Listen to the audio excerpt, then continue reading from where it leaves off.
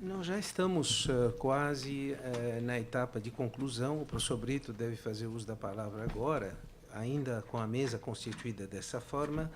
E, em nome dos presentes, eu quero agradecer os que fizeram uso da palavra. O professor Alexandre Sasaki trazendo para nós as principais causas do desequilíbrio financeiro causado. É lógico que, se nós tivéssemos uma continuidade do crescimento da receita, essa crise não teria tido essa evidência. Mas não há ciclos contínuos de crescimento. Nós temos sempre momentos de prosperidade maior e momentos de escassez, e foi por isso que, em 2001, uma reserva previdenciária foi constituída e que acabou agora sendo utilizada para enfrentar esses desequilíbrios que foram descritos pelo Alexandre. Penso que as considerações do Alexandre nos lembram que, se cada uma das decisões tivesse sido tomada individualmente, nós não estaríamos enfrentando o desequilíbrio financeiro a partir de 2014. O fato de muitas decisões terem sido tomadas ao mesmo tempo e não ter havido uma avaliação do impacto cruzado delas é que, junto com a redução da receita, acabou criando essa situação de profundo constrangimento. Professor Varran nos apresenta, então, não só a análise no capítulo dele, mas também as medidas que foram tomadas e que foram tomadas pela instituição. Eu penso que nós estamos falando de períodos, estamos falando de uma instituição que é capaz de repensar os seus desafios e, a partir daí, decidir as suas prioridades que foram apresentadas. O professor Luque nos destacou a competição por recursos. E, portanto, precisamos tomar muito cuidado com aqueles que acreditam que a solução da universidade é pedir mais recursos para o Estado. Essa alternativa não existe, e qualquer decisão de pedir mais recursos, em primeiro lugar, vai afetar as outras áreas de educação que também precisam desses recursos, além da necessidade, então, e isso foi abordado pelo professor Goldenberg, de captar mais recursos. Mas aí existe uma questão de respeito. Respeito às várias áreas da universidade. Nós temos a universidade que o Sérgio Adorno descreveu, aquela que repensa a sociedade. Nós temos uma universidade que ajuda a competitividade do Brasil. Me refiro às áreas, por exemplo, das engenharias. Nós temos aquelas que têm uma preocupação profunda social, que é a área médica.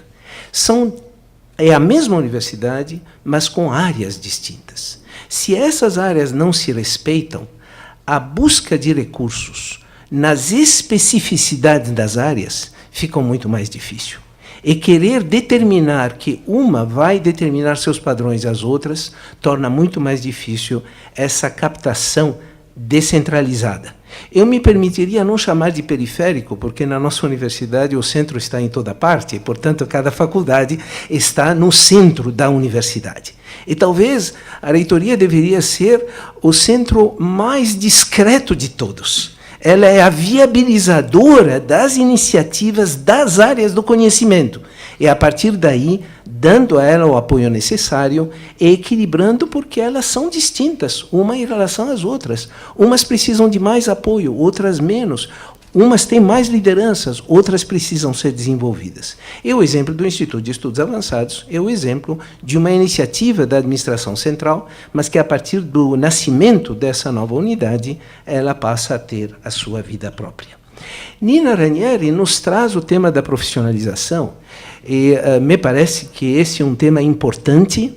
Agora, é claro que, quando ela menciona em profissionalização, não significa a marginalização dos professores e dos servidores das decisões. Nós temos o caso norte-americano, onde o Provas praticamente decide o destino da universidade.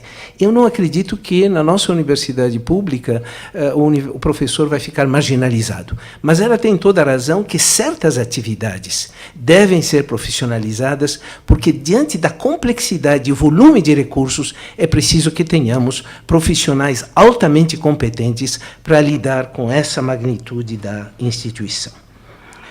O professor Goldenberg nos mostrou alguns dados, e penso que esses dados são fundamentais para criarmos os benchmarking internos. nós precisamos nos comparar, tanto dentro da USP como fora dela. Os rankings vêm nessa direção. Algumas áreas da USP são entre as melhores do mundo. O que elas estão fazendo? Como podemos chegar até esses rankings? E esse é um tema que, ao meu ver, nos coloca, que está no capítulo do Goldenberg e que pode ser utilizado. Luiz Nunes nos lembrou a importância de entender a dinâmica externa e ajustarmos as nossas expectativas à evolução clara. É lógico que nós estamos num novo momento, nós não temos aqui para analisar as diferenças que tivemos na primeira década do século XXI e da segunda e aonde estamos indo para a terceira década. Mas é claro que precisamos ter essa capacidade de análise como instituição para modificar o nosso entorno. E do Sérgio Adorno, antes de passar para o professor Brito, eu quero destacar um aspecto, que são aqueles poucos professores que se dispõem a servir à universidade ocupando cargos de direção. São pessoas que se sacrificam, que seja como chefe de departamento, diretor, pró-reitor ou reitor. Muitos veem essas funções como funções de benesses. Quem passou por essas funções sabe muito bem que são funções extremamente árduas, porque o professor deve continuar construindo o seu látis durante todo o período e ainda assumir o que geralmente são os problemas que outros não resolvem. Nenhuma dessas funções é uma função onde se trazem boas notícias. Geralmente, quem está nessas funções vai receber o que os outros não resolveram. E, a partir daí, tem que ajudar a encontrar uma solução. Por isso, eu aproveito o comentário do professor Sérgio Adorno, apesar de todas as dificuldades que foram citadas, de dizer, valorizar aqueles que aceitam ocupar essas funções.